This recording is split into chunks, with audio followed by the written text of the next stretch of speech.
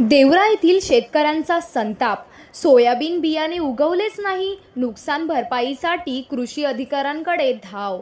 Bogus बियाणांचा आरोप, पंचनामा, नुकसान भरपाई आणि संबंधित कंपन्यांवर गुन्हा दाखल करण्याची शेतकऱ्यांची मागणी.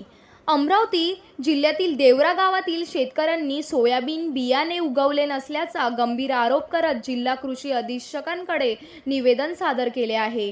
भाऊराव काशीराव कोरडकर यांच्यासह गावातील अनेक शेतकऱ्यांनी बूस्टर, हुतूत, इंगल, रवी, एसकेबी सीड्स, इनवेज आदी विविध कंपन्यांचे सोयाबीन बियाणे पेरले. मात्र पेरणीनंतर अपेक्षित उगवण झाली नसल्याने शेतकऱ्यांचे मोठे आर्थिक नुकसान झाल्याचा दावा करण्यात आला आहे.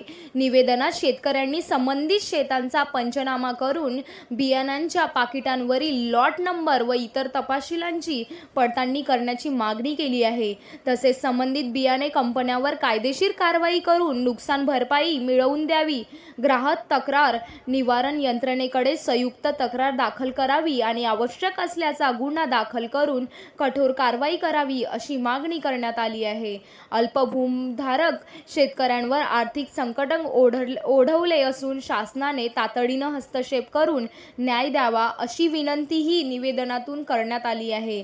आता जिल्हा कृषी विभाग या तक्रारीची दखल घेऊन पंचनामा व तपासाची प्रक्रिया कधी सुरू करतो आणि शेतकऱ्यांना दिलासा मिळतो का, यापुढे संपूर्ण जिल्ह्याचे लक्ष लागले आहे. शेतकऱ्यांनी निवेदनात केलेले आरोप आहे. संबंधित कंपन्यांची भूमिका अद्याप समोर आलेली नाही. शेख बनसोड, राहणार देवरा येथील शेतकरी. आम्ही सर्व इथे मंडळी आलेलो आहे. युवा शेतकरी आमचा ग्रुप जो आहे तो सगळेजण आम्ही 29 तारखेला सोमवारी पेरणी केलेली होती. हुतूत बियाणे, बुस्टर कंपनीचे हुतूत बियाणे, कोको बियाणे, तसेच रवी, ईगल, आणखी इनोवेज या 4-5 कंपनीचे आणखी इतर कंपन्यांचे बियाणे आम्ही सोमवारला पेरणी केलेली होती. पेरणीनंतर पाऊस पण व्यवस्थित होता आणि सांगितल्यानुसार आम्ही सर्व बीज प्रक्रिया वगैरे करून सगळे बियाणे पेरणी केलेली होती. त्यानंतर सुद्धा बियाण्यांची उगवण क्षमता जी आहे ही अत्यंत कमी आहे. कमी म्हणजे नसल्यासारखीच आहे. त्याच्यामुळे आमची जी आहे आर्थिक नुकसान तर भरपूर प्रमाणात झालेलंच आहे. त्याचबद्दल आम्ही दुबार पेरणीसुद्धा नाही करू शकत. एवढं बोगस बियाणं दिल्यामुळे आमचं सर्व शेतकऱ्यांचं खूप मोठं नुकसान झालेलं आहे.